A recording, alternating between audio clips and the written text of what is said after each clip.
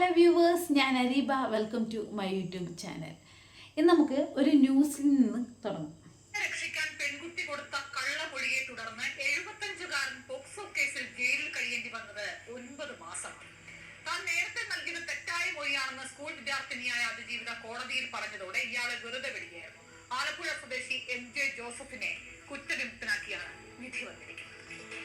ആലപ്പുഴ നഗരത്തിലെ സ്കൂളിൽ സെക്യൂരിറ്റിക്കാരനായി ജോലി ചെയ്യുമ്പോഴാണ് ജോസഫ് പോക്സോ കേസിൽ അറസ്റ്റിലാകുന്നത്. സ്കൂൾ വിദ്യാർത്ഥിനിയെ പീഡിപ്പിച്ച് ഗർഭിണിയാക്കിയെന്നായിരുന്നു പരാതി. നവംബർ 8-ാം തീയതി പോലീസ് വന്ന് തന്നെ വീട്ടിൽ നിന്ന് അറസ്റ്റ് ചെയ്യാം. ചേട്ടൻ എന്നോട് കുറ്റം ചെയ്തോന്ന് ചോദിച്ചോന്നു. ആദ്യ സംഭവം ഞാനൊരു പോലീസുകാരനത് 75 വയസ്സുള്ള ഒരു വ്യക്തിയാണ്. 60 വയസ്സ് കഴിഞ്ഞ സീനിയർ സിറ്റിസണായി നമ്മൾ പരിഗണിക്കാറുണ്ട് അല്ലേ?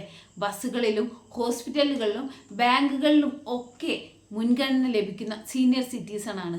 ആ ഒരു വ്യക്തിക്കാണ് ഈ ഒരു അവസ്ഥ വന്നത്. ഞാനടക്കമുള്ള സ്ത്രീകളുടെ സുരക്ഷിതത്വത്തിനും അവരുടെ സംരക്ഷണത്തിനും വേണ്ടി ഉണ്ടാക്കിയ നിയമങ്ങൾ ഇന്ന് മിസ്യൂസ് ചെയ്യപ്പെടുന്നുണ്ട്. നമ്മൾ പറയാറുണ്ട് എത്രയോ മുന്നേ കഴിഞ്ഞൊരു സംഭവം കുത്തിപ്പൊക്കി വരുന്നതെന്ന്. അതൊക്കെ പറഞ്ഞാൽ ഒരു പക്ഷേ ഇവർക്ക് ഇപ്പോഴായിരിക്കാം അത് പീഡനമായിട്ട് റിയലൈസ് ചെയ്തൊക്കെ അത്തരം കേസുകൾ ഉണ്ടാവാറുണ്ട്. അതല്ലാതെ ഇങ്ങനെ കള്ളമൊഴികൾ കൊടുക്കുന്നതിൽ സത്യത്തിൽ ആർക്കെതിരെയാണ് ആക്ഷൻ എടുക്കേണ്ടത്? സ്ത്രീ സുരക്ഷയ്ക്ക് ഒരു നിയമം പാസ്സാക്കുമ്പോൾ അവിടെ പുരുഷനെ അടിച്ചമർത്താനോ അല്ലെങ്കിൽ പുരുഷനെ കെണിയിൽപ്പെടുത്താനോ ഉള്ളതായിരിക്കരുത് ആ നിയമം. നമ്മളിവിടെ ഓർക്കേണ്ട ഒരു കാര്യമുണ്ട്. ഇത്തരത്തിലുള്ള ഒരു കേസ് വരുമ്പോൾ അതിൽ സത്യമുണ്ടോ കഴമ്പ് എന്താണ് എന്ന് അന്വേഷിച്ചിട്ട് മാത്രം കേസെടുക്കുക. ഒരു പോസ്കോ കേസിലോ അല്ലെങ്കിൽ ഒരു പീഡന കേസിലോ ശിക്ഷിക്കപ്പെട്ട ഒരാൾക്ക് സമൂഹം കൽപ്പിക്കുന്ന വില വളരെ മോശമായിട്ടായിരിക്കും.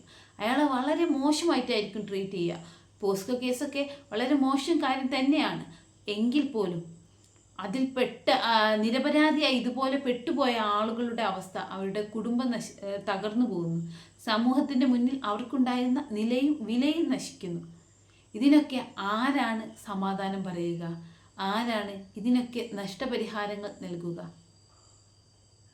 നഷ്ടപ്പെട്ട 9 മാസത്തിൻ്റെ കണക്ക് മാറ്റിവെക്കുക.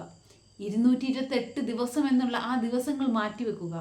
സമൂഹത്തിന് മുന്നിൽ കുറ്റവാളിയായി നിൽക്കേണ്ടി വന്ന ആ ഒരു അവസ്ഥ, അതിന് പകരം നൽകാൻ നമ്മളെ കൊണ്ട് പറ്റുമോ? അല്ലെങ്കിൽ ഈ സിസ്റ്റത്തിന് അദ്ദേഹത്തിന് പകരമായി നൽകാൻ എന്ത് പറ്റും? ഈ ഒരു ജോസഫിൻ്റെ കേസ് ഇന്നൊരു പക്ഷേ ചർച്ചയായി. ഇതുപോലെ അറിയാത്ത കേസിൽ പെടുന്നത് വലിയ ന്യൂസായിരിക്കും. അങ്ങനത്തെ ഒരാളെ പീഡിപ്പിച്ചു, അല്ലെങ്കിൽ ഇന്നൊരു കുട്ടിയെ ഇതാക്കി, ഇന്ന ആളെ അറസ്റ്റ് ചെയ്തു എന്നൊക്കെ പറഞ്ഞിട്ട് പല ന്യൂസുകളും നമ്മൾ കേൾക്കാറുണ്ട്. പക്ഷേ അവരെ കുറ്റവിമുക്തരാക്കിയത് എത്രമാത്രം ന്യൂസ് വാല്യൂ ഉള്ള ന്യൂസായിട്ട് നമ്മൾ കാണാറില്ല അല്ലേ?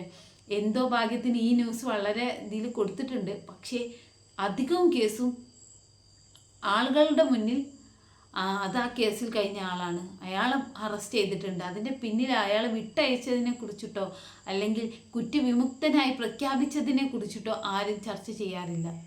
ഒരു പോസിറ്റീവായി ഒരാളെക്കുറിച്ചുള്ള പോസിറ്റീവ് ന്യൂസ് സ്പ്രെഡ് ചെയ്യുന്നതിനേക്കാൾ സ്പീഡിൽ എപ്പോഴും നെഗറ്റീവ് ന്യൂസ് സ്പ്രെഡ് ചെയ്യും. അയാൾക്ക് നഷ്ടമായത് അയാളുടെ മാത്രം നഷ്ടങ്ങളായി മാറുന്നു. ഇവിടെയാണ് ആ വാചകത്തിൻ്റെ പ്രശസ്തി. 1000 കുറ്റവാളികൾ ശിക്ഷിക്കപ്പെട്ടാലും ഒരു നിരപരാധി, അങ്ങനെയല്ലല്ലോ ഗൈസ്, 1000 കുറ്റവാളികൾ രക്ഷപ്പെട്ടാലും ഒരു നിരപരാധി ശിക്ഷിക്കപ്പെടരുത്. Thank you for watching this video. Please subscribe and support me.